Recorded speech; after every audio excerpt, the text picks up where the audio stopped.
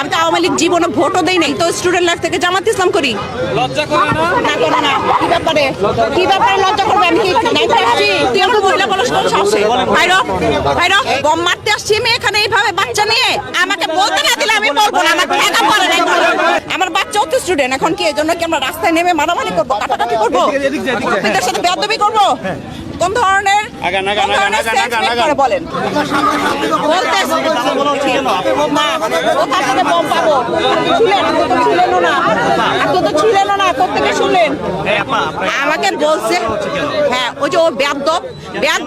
আমি তো আওয়ামী লীগ জীবনে ভোটও দেই নাই, তো লোক থেকে জানলো তো বেয়াদব। আমি তো স্টুডেন্ট লাইফ থেকে জামাত ইসলাম করি।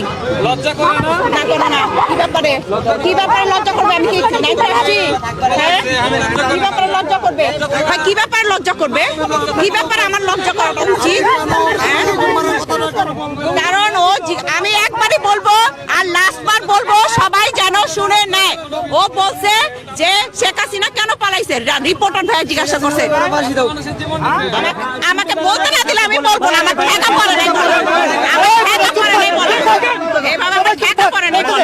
বলতেও বলবেন, এভাবে আটকেও ধরবেন। আমাকে বাতাসে যেতে দেন, আমার অ্যাজমা সমস্যা আছে। ওখানে যান, 1 মিনিট যেন 1 মিনিট হয়।